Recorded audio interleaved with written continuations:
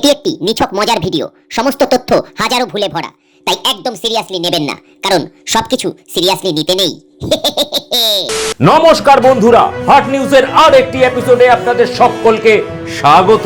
আজকে আমরা কথা বলবো একজন দেবতার সাথে। এক বুক অভিমান নিয়ে তিনি কথা বললেন হট নিউজের সাথে। আগে হ্যাঁ, আপনারা ঠিকই শুনছেন, দেবতারও অভিমান হয়, কষ্ট হয়, দুঃখ হয়, কারণ তারাই তো আমাদের সৃষ্টি করেছেন, তারাই তো রাগ, অভিমান, দুঃখ, কষ্ট এইসব অনুভূতির সৃষ্টিকর্তা। তাই তাদের একটু রাগ অভিমান হবে না?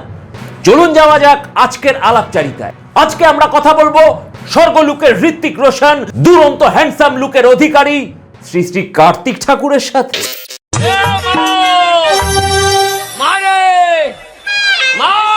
দরজা খুলে দেখে তোরে হাবো লেগেছে, দরজা খুলে দেখে তোরে হাবো লেগেছে, খুলে দেখ মাত্র হাবো লেগেছে, দরজা খুলে দেখ। নমস্কার কার্তিক দা, আপনি শুনতে পাচ্ছেন আমার কথা? হ্যাঁ হ্যাঁ, শুনতে তো পাচ্ছি, কিন্তু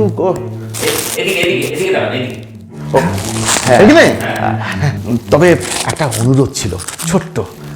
বলছি, আপনারা ইংরেজিতে কোনো প্রশ্ন করবেন না, হিন্দিতে করতে পারেন। মানে থোড়া থোড়া বলতে সাকতা হুঁ হিন্দি। না না, আমরা আপনাকে বাংলাতেই প্রশ্ন করব। যাক বাবা, বাঁচালেন। এই ইন্টারভিউতে আসার আগে আমার নিজের সহোদরা বোন সরস্বতীকে কতবার করে বললুম যে তোর একটু স্পোকেন ইংলিশের বরটা আমায় দে না। বলে তুই প্রত্যেক বছর আমার পুজোর আগে কুল খেয়ে নিস, তোকে আমি কোনো বরটা দেবো না। আপনি ভাবুন একবার, লোকে ভাইপো ভাইজির জন্য কত কি না করে। হ্যাঁ, নিজের জায়গা ছেড়ে দিচ্ছে, পজিশন ছেড়ে দিচ্ছে, পদ ছেড়ে দিচ্ছে। নিজের মায়ের পেটের বোন, সে কিনা একটা স্পোকেন ইংলিশের বর দিতে পারলো না। আচ্ছা কার্তিক দা, এর মধ্যেই তো আপনার পুজো হলো, তা কেমন হলো আপনার পুজো? ওই দেখো, এ আবার কাটা ঘাই নুনে ছেপে দিচ্ছে। পুজোর কথা আর কি বলবো, সব দেবতার পুজো হয় একরকম, আর আমার পুজো হয় আর একরকম। সেটা কিরকম?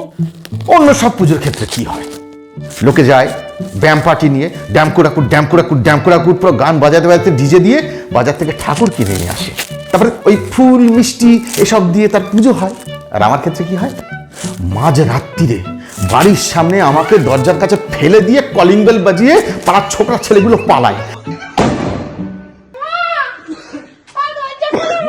আর তারপর সেই বাড়ির লোক ঘুম থেকে উঠে মারতে মারতে মনে করে তোকে এখন কার্তিক ঠাকুরকে ফেলতে বলেছে না, মারাটা মারাটা মারাটা।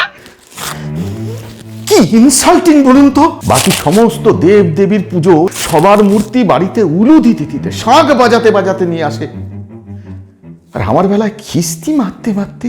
নে তোর বেটাকে এবার ঢোকা ঘরে আর মারা। হে ঠাকুর, তুমি এর বিচার করো। আপনি নিজেই তো একজন ঠাকুর, ঠাকুর কি করে ঠাকুরের বিচার করবে? ও ঠাকুর, ঠাকুর ঠাকুরের বিচার করেন? হ্যাঁ। বিকাশ বাবু, আপনি এর বিচার করুন। মানুষের অবজ্ঞা অবহেলা পেতে পেতে আমার ভ্যালু শূন্যতে এসে দাঁড়িয়েছে। আপনি বলছেন যে আপনার ভ্যালু শূন্য হয়ে গেছে, অথচ আমরা দেখছি যে আপনার অন্যান্য যেসব ভাই বোনেরা আছে তাদের ভ্যালু মার্কেটে বেশ ভালোই। এটা কি করে হচ্ছে? মানে আপনার এই ডাউনফলের পিছনে কি কারণ বলে আপনি মনে করেন? দেখুন, আমি, গণেশা, লক্ষ্মী, সরস্বতী, আমরা সবাই একই মায়ের পেটের ভাই বোন। আর আমাদের মা জগৎজননী মা দুর্গা, আমরা প্রত্যেক বছর আশ্বিন মাসে 4 ভাই বোন হাত ধরাধরি করে এই মর্তে আসি। এখন একটা ব্যাপার হচ্ছে, আমার যে ভাই বোনেরা তারা ছোটবেলা থেকেই একটা ব্যাপার খুব ভালো বুঝে গেছে, কি করে ফলোয়ার্স বাড়াতে হয়। সে কি আপনারা দেবতারাও ফলোয়ার্সের পিছনে ছুটছেন? ফলোয়ার্স কে না চায়। এই আমার ভাই গণসার কথাই ধরুন, ওকে সুন্দর ব্যবসা বাণিজ্যটা বুঝে নিয়ে অমনি ব্যবসায়ীদের ফলোয়ার্স বানিয়ে ফেললো। আমার বোন লক্ষ্মীকে দেখুন, ও চাইতো ঘরে ঘরে ও লক্ষ্মীর পুজো হোক, আর এই ঘরে ঘরে পুজো পাওয়ার জন্য ও কি টার্গেট করলো, ওই মহিলা ভোট ব্যাংকে। কারণ মহিলারা চাইলে তবেই তিনি ঘরে ঘরে পূজিত হতে পারেন। লক্ষ্মী তখন ফাইন্যান্সটা খুব ভালো করে বুঝে নিল, ব্যাস ঘরে ঘরে এখন লক্ষ্মীর ভান্ডার হয়ে কেমন রাজ করছে দেখুন।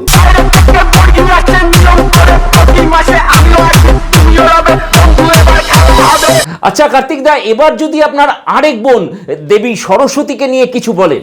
ওকে নিয়ে আর কি বলবো, ও তো এডুকেশন লাইনে খুব ভালোই নাম করেছে। বাংলার সমস্ত স্কুল কলেজে ওর পুজো হয়, যদিও বাংলার শিক্ষার যা হাল, প্রতি বছর শয়ে শয়ে স্কুল কলেজ যেভাবে বন্ধ হয়ে যাচ্ছে, শিক্ষকদের যা অবস্থা এই বাংলার বাজারে, তাতে ও কতদিন আর পূজিত হবে আমার যথেষ্ট সন্দেহ আছে। তবুও দেখুন, ওর মূর্তি তো তবু বাজার থেকে কিনে নিয়ে আসে ছেলেমেয়েরা। কার্তিক দা, আমি বুঝতে পারছি আপনার কষ্টটা। আর কষ্ট, প্রত্যেকটা গলিতে মোড়ে মোড়ে একটা করে শনি মন্দির দেখতে পাবে, আর আমার একটা মন্দিরও আপনারা দেখতে পাবেন না। এই তো সেদিন মনের মধ্যে খুব দুঃখ নিয়ে আমি একটা শ্যামা সঙ্গীতের প্যারোডি গাইছিলাম। আমায় একটা মন্দির দাও মাগো, মন্দিরে বসি, আমার মন্দিরে বসি, আমি অনাহুত কার্তিক, আমি অনাহুত কার্তিক, আমি অনাহুত কার্তিক, বিনা পুজোতে আছি, আমায় একটা মন্দির। ধর, কে দেবে, কে দেবে? আচ্ছা কার্তিক দা, আপনি জানেন যে এই বাংলায় অসংখ্য যুবক, অসংখ্য ছেলেপুলে আছে যারা আপনাকে রোল মডেল করে কার্তিকের মতো ফান্ডা মেরে ময়ূরবাহন বাইক নিয়ে ঘুরে বেড়ায়, যারা হ্যান্ডসাম কার্তিক হতে চায়, তাদের উদ্দেশ্যে আপনার কি বার্তা? আমি তাদের বলবো, শোনো বাবারা, সেজে গুজে ফান্টুস বাজি করে কোনো লাভ নেই। তাহলে বয়স হলে আমার মতনই অবস্থা হবে, একটা বউও জুটবে না। বরং সময় থাকতে থাকতে নিজের ক্যারিয়ারটা গোছাও, তাহলেই সব হবে। মানে যা চাইছো পাবে। আপনাকে অনেক অনেক ধন্যবাদ কার্তিক দা, আমাদের ভাট নিউজে সময় দেওয়ার জন্য। আপনি ভালো থাকবেন, সুস্থ থাকবেন, দেখা হবে পরের বছর। নমস্কার। এই বাবা, সরি। অবশেষে ভাট নিউজ শেষ করবার আগে এই ভাটের চ্যানেলে এই ভাটের সাংবাদিকের একটি ভাটের ছড়া। আজকের ছড়াটি সেই সকল বড় লোকের ছানাপুনাদের উৎসর্গ করছি যারা ময়ূরবাহন বাইক নিয়ে এদিক সেদিক ঘুরে বেড়ায়। আতা গাছে তোতা পাখি, ডালিম গাছে টিয়া, আতা গাছে তোতা পাখি, ডালিম গাছে টিয়া, ছেলে চালায় দামি বাইক, পেছনে ভানুপ্রিয়া, উলু উলু গুলু গুলু কোকা কোলা খায়, উলু উলু গুলু গুলু কোকা কোলা খায়, বাপশালা বোক্কা দাদা পয়সা জোগায়। সে এক বড় ব্যবসায়ীর বাড়িতে আমি পূজিত হতে গেছি, মানে ঢাক ঢোল পিটিয়ে, আমি তো অবাক, ঢাক ঢোল পিটিয়ে আমাকে নিয়ে যাচ্ছে বেঞ্জো বাজিয়ে, মানে খুব গর্বিত হয়ে গেছিলাম, বুঝলেন? তো গিয়ে যখন আমি বসলাম, সামনে তাকিয়ে দেখি মেশিন, লোহা, লক্কর, স্ক্রুড্রাইভার, ওই পেঁচ ঘোরায় যে সমস্ত জিনিসপত্র, আরো লোহা, মানে কত কি। পরে বুঝলাম আমাকে বিশ্বকর্মা ভেবে পুজো করছে। আমি তো চুপ করে দাঁড়িয়ে থাকি, আর দেখলো চিনতেই পারছে না, আর আমি বলতেও পারছি না, ওরে আমি কার্তিক, আমি বিশ্বকর্মা নই। তোকে এখন কার্তিক ঠাকুর কে ফেলতে বলেছে না মারাটা? নমস্কার বন্ধুরা, ফান্ডু বাঙালির ভিডিও কেমন লাগছে তা আমাদের কমেন্টের মাধ্যমে জানান। ভিডিওটি ভালো লাগলে একটা লাইক করবেন, আর হ্যাঁ, চ্যানেলে নতুন হলে চ্যানেলটি সাবস্ক্রাইব করে আমাদের পাশে থাকুন। নমস্কার, ভালো থাকবেন, সুস্থ থাকবেন।